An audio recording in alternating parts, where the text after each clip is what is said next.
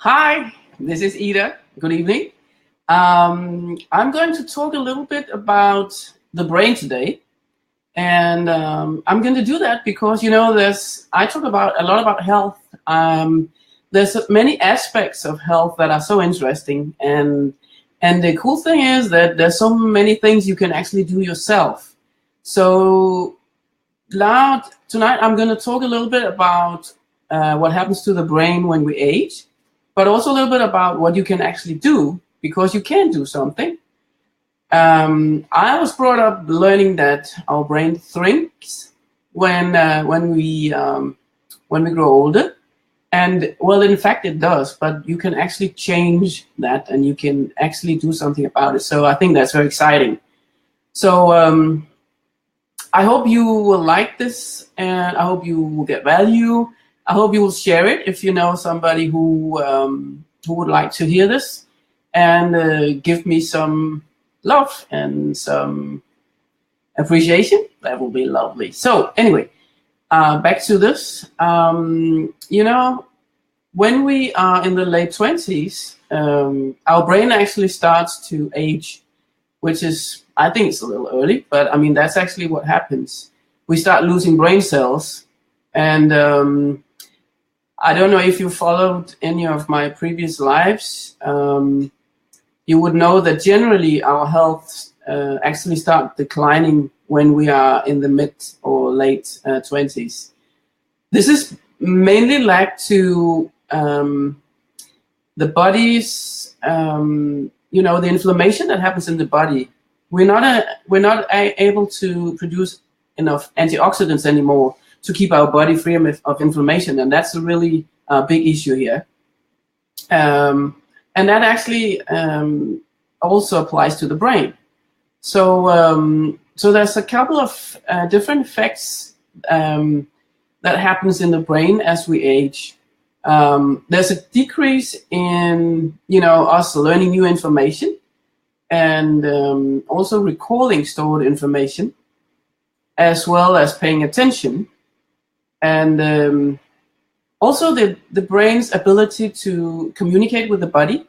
I do a lot of physical exercise and training, and obviously then the brain needs to communicate with the body. So that's both when you do that, when you move around, but obviously also the whole nervous system has to communicate, both when we want to do something, and obviously our whole system only works when everything is communicated in the right way. So that actually affects our overall health. There's less blood flow to the brain. I'm going to get back to what we can do about that.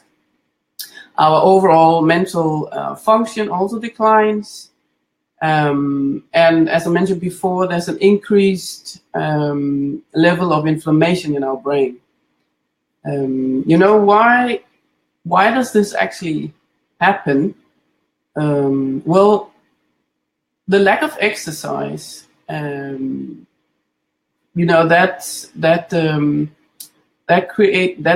makes our brain lack oxygen.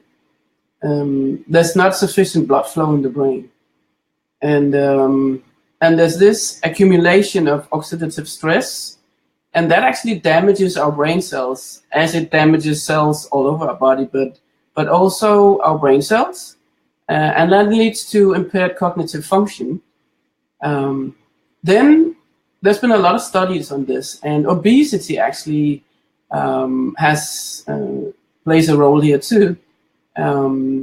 It puts you in a greater risk of having decreased cognitive functions as well. Then I think, not surprisingly, alcohol, tobacco, and other drugs, they accelerate, again, dementia processes, and the decreased cognitive abilities. Then there's a couple of diseases that has the same negative role on the brain. It can be tumors, could be concussion. Actually, if you have a concussion, you have to be very careful. and I think sometimes we're not very much aware of that. Alzheimer's, and there can be different degenerative nerve diseases and dementia, so on. Then there's been studies showing that the calcification, well, in women, when we experience bone loss as we age, that actually has been shown to predict cognitive decline as well. Then there's another very important issue, which is lack of proper nutrition, lack of antioxidants. As I mentioned before, there's a very important antioxidant, which is called carnosine, that can actually protect our brain from getting damaged. And so that's one important antioxidant we have to think about. There's neurotransmitters like the acetylcholine. It's also very essential to get in our diet. And then there's omega-3s, which is a very big reason why I think this is very interesting, because that's something you can very easily do something about. And the omega-3 need for the brain really increases with age as well. Then there's food additives like MSG, something you find very often in Chinese foods, in soy sauce, but lots of other products as well. And of course, GMOs, same thing, cause inflammation. The body has to use a lot of antioxidants to actually deal with those. And then too much gluten can actually also, I think not too surprisingly, cause inflammation, which will also affect our brain. So let's get to, what can you actually do about it? Well, back to, your lifestyle really means a lot. So living a healthy lifestyle means a lot. Trying to avoid injury. And one very, very important thing is get a good night's sleep, to actually make sure that you have a good sleep. And that's not only on the brain, that affects the whole body. But if you want to protect your brain, you really need to make sure that you sleep very well. And physical exercise. It's actually very interesting that you can double the number of new brain cells made per day if you actually do physical exercise. And that applies to both cardio and resistance training. Anything, both works. So I would recommend, if you're not somebody who regularly exercise, at least you might have a job where you have to sit a lot. I also do that very often. So I would say once every hour, or at least once every 2 hours, just get up, get your pulse going, because then you can increase the oxygen flow in your brain. That's a very good way to protect it. And then of course do other exercises, training of whatever you feel like will definitely also help a lot. Intermittent fasting, I do that. I usually eat within a 6 or 8 hours window, 4 or 5 times a week. And that long period of fasting releases, it releases growth hormone, but it also releases a couple of other factors that are very important for the brain. And one of those factors has been shown to, if you lack that, you have a higher risk of getting dementia and Alzheimer's. So intermittent fasting can actually be very beneficial here also. There's a couple of other supplements you could take, but I would like to get back to the carnosine, which is a very important antioxidant. I use that in a very convenient way. With light therapy, you can actually raise your antioxidant level dramatically. And then the last thing I want to mention is get back to what you can do and what is so easy to do is get more omega-3. If you watched some of my other lives, you know I've been talking a lot about getting sufficient omega-3 and why is that important. Living in our end of the world, we get way too much omega-6. So getting more omega-3 is very important for our overall health, actually, but especially for the brain. So getting an omega-3 supplement that is clean. Unfortunately, fish oil isn't. So I've been looking into that, and I found the algae oil, which is produced in a safe environment. And I think that's the best I've found, and it's safe. And I would really recommend that both for your overall health, but also for your mental health, for your brain, that you find yourself a very good algae oil. I take between 1 and 3 grams of omega-3 every day, and I'm gonna end with a little story here because I've invited one of my friends who told me about an experience with the omega-3s. But what I experienced when I started adding more omega-3 into my diet, getting these 2 or 3 grams per day, actually after 2 days, what I experienced was a much better memory, but also it's like there was a brain fog that just all of a sudden disappeared, and I felt my brain was really much clearer. So I invited one of my friends just to tell us a brief story about how she experiences, the same thing. And actually, the good thing about this is, hey, hi, Dorte. Hi, Ida. Welcome. Yeah, thank you. Thanks.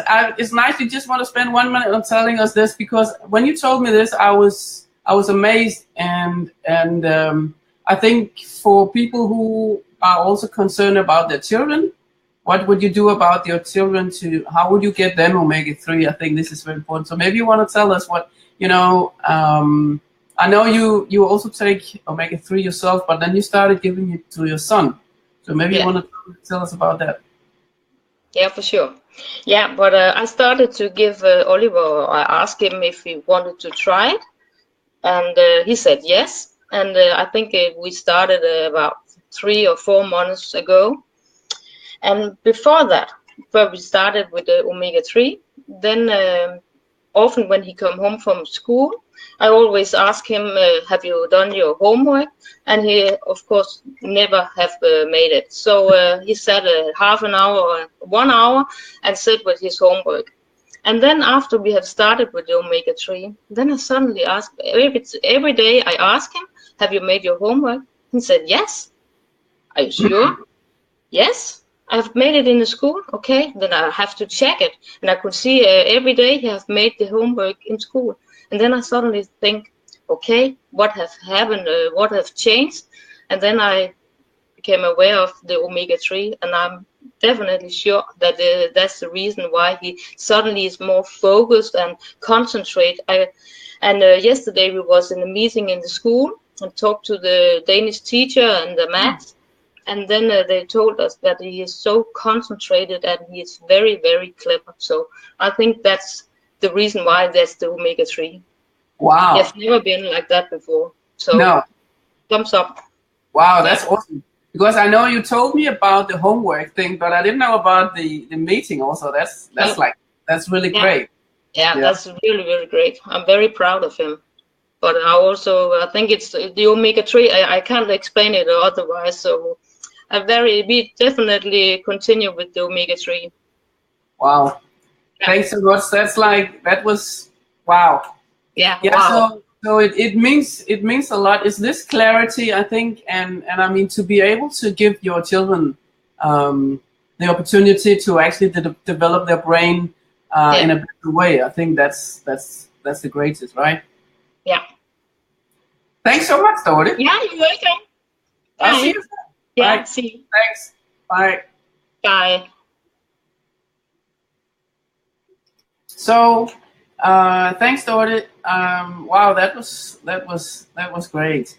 Anyway, so that's why I think this is it's a very easy thing you can do, and it's a very important thing to do. Actually, what is so great, if you get a clean oil, as I'm saying, an algae oil, like the one I'm using, and Dorte also is using and giving her son, is one that you would recommend giving to even your small babies, your small children.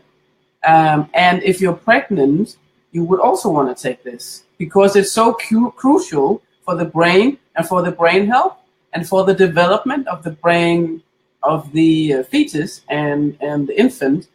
So unfortunately, you can't eat the fatty fish when you're pregnant, and you shouldn't. But this algae oil is safe, so you should do that. So, okay, just want to sum this up. So when we age, unfortunately, our brain deteriorates, and starting at the late 20s, that was the bad news. The good news was that you can actually do something about it with exercise, with supplements, and so if you want to know more about this subject, I've made an ebook. So if you want my ebook on it, down in the comments below, you can write brain, and then you can get my ebook and read a bit more about it. Thanks for watching. If you know somebody who could benefit from this, please share it. And then I hope to see you next time. I'll see you next week. And I hope you got some value from this. So thanks very much. And thank you, Dorte. I appreciate it. Thanks.